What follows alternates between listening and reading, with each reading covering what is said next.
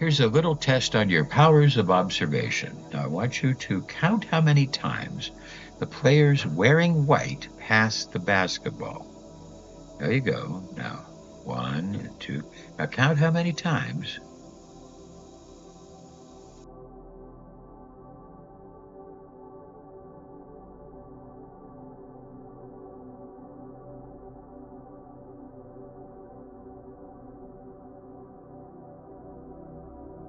So, how many times did a player dressed in white pass the ball? Just think about that as we were watching them do it. So, here's another example of children who are skipping rope, jumping up and down, jumping back and forth. And you see that they're all wearing different colors of t-shirts. Now, here's your big question. You're going to watch the next thing. And how many times does a player in green jump? Count how many times.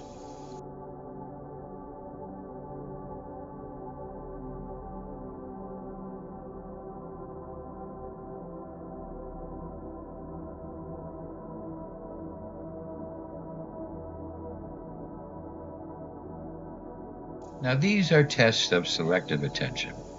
Now, how many gumdrops does the lady here eat? Count how many gumdrops that she eats.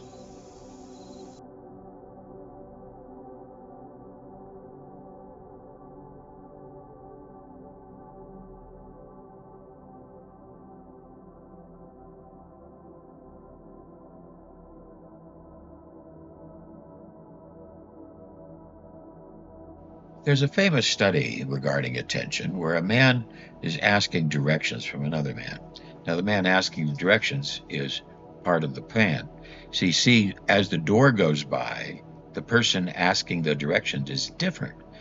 And the person giving the directions, most of them did not see the difference. They just didn't notice that there was a difference. This is all about selective attention. Because oftentimes, most of the time, people are not really paying total attention. They have selective attention. They choose what to attend to and what to ignore. Their minds ignore it. And they have a whole situation of not knowing just what to do. And their selective attention, turning it on and off. With the case of the girl and the gumdrops, did you notice the little kitty there was there? Did you notice the Siamese cat that comes in? Some people don't notice that. If you remember about the people in white passing the ball, did you see that there was a gorilla? There's a gorilla walking through the middle there. Because most people don't see the gorilla. They're so busy attending to the ball that they don't see it. Or they're so busy counting the person in green jumping, they don't see the chicken in the background. There's a chicken there. You see, it's all about selective attention and learning how to broaden our attention. To test just how much attention the attention-stealing design of the new Skoda Fabia actually steals, we left one parked on this ordinary road in West London. We wanted to see if its sharp crystalline shapes, bold lines, and lower, wider profile would attract the desired level of attention. Will the 17-inch black alloy wheels stop passers-by in their tracks? Will the angular headlights attract the attention of other road users? Will a crowd gather to check out its fresh, sporty look? Well, not quite. But did the attention-stealing design distract you from noticing that the entire street has been changing right before your very eyes? Don't believe us? Have another look. Did you spot the van changing to a taxi? How about the scooter changing to a pair of bicycles? Or the lady holding a pig? Let alone the fact that the entire street is now completely different. Didn't think so. We talk about the cocktail party effect. When you're at a busy cocktail party, you can listen to a specific voice from across the room. You can pay attention and selectively direct your attention. But sometimes people don't always do it correctly. Please take a look at these pictures. And what do you see? another picture, and what do you see? Just in your mind, what do you see? What is it that you see in these pictures? And the 96% of the people interviewed tell us that they saw just deers, elks, frogs, and for the last slide, 98% of the people will tell you that there is an adult man and a young girl. They don't really see the plants. You see, there's a thing called plant blindness.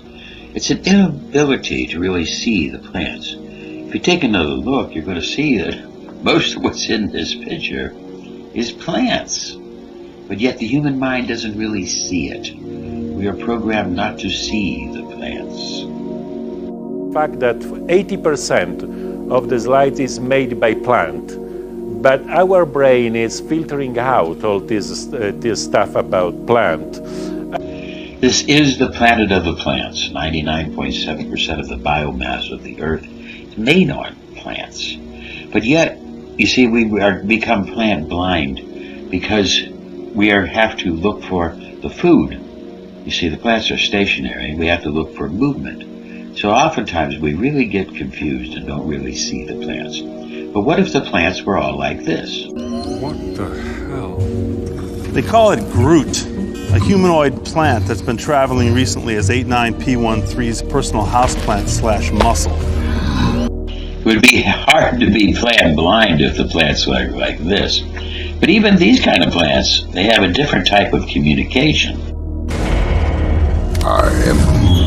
Well, that's just as fascinating as the first 89 times you told me that. What is wrong with Giving Tree here? Well, he don't know talking good like me and you. So his vocabularistics is limited to I and am and Groot. Exclusively in that order. Selective attention can also be focusing your attention on certain aspects of an argument while ignoring other or missing parts of the argument. This can create different types of problems in communication. So I want you to look at the ideas of selective attention and realize that plants are needed to save the world. And we need to start recognizing some of the more important things in our life. Maybe you can hear a dog in the background if you broaden your attention beyond just focusing on my voice. And if you do so, you can start to open your mind to other things. If you can get to non-judgmental awareness, so you just become aware, not selectively attending, but non-judgmental awareness, you can get to enlightenment.